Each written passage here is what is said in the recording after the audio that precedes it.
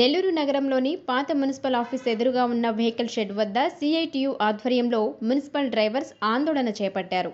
నగరపాలక సంస్థలో పనిచేస్తున్న చెత్త తరలించే వాహనాల డ్రైవర్లకు 2 నెలల నుండి జీతాలు లేవని వెంటనే ఇవ్వాలని డ్రైవర్స్ డిమాండ్ చేశారు.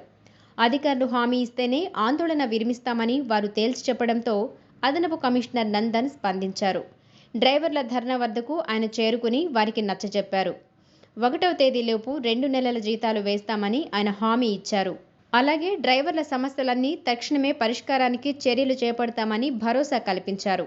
అనంతరం డ్రైవర్లు ఆందోళన విరమించి వార్డులలోకి చెత్త వాహనాలను తీసుకుని విధుల నిర్వహణ చేపట్టారు.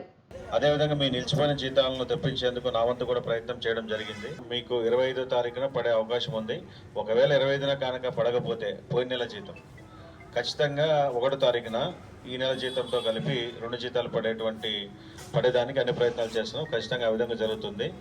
శాలరీ బిల్లు కూడా నేను మీకు తెలుసలేదు ప్రతిరోజు 2, 3, 4 సార్లు గుర్తు చేస్తున్నా కన్సర్న్ క్లర్క్ని ప్రత్యేకంగా డ్రైవర్ శాలరీ బిల్లు పెట్టారా లేదా అని పెట్టాను.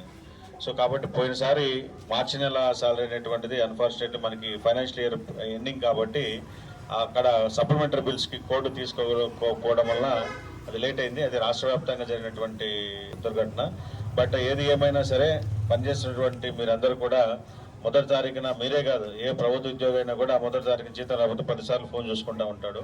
₹1,00,000 జీతం వచ్చేవాడు, ₹1,50,000 వచ్చేవాడు కూడా చూసుకుంటాడు. ఈ విధంగా జరిగినందుకు ఖచ్చితంగా విచారం వ్యక్తం చేస్తూ మళ్ళీ భవిష్యత్తులో ఏ విధంగా పునరావృతం కాకుండా ఎవరైతే తప్పు చేస్తారో వారిపైన చర్యలు తీసుకుంటూ వారికి శిక్షించాలి తప్పితే మిగిలిన వారందరినీ సఫర్ చేయడం కరెక్ట్ కాదు. ఆ విధంగా జరగదు.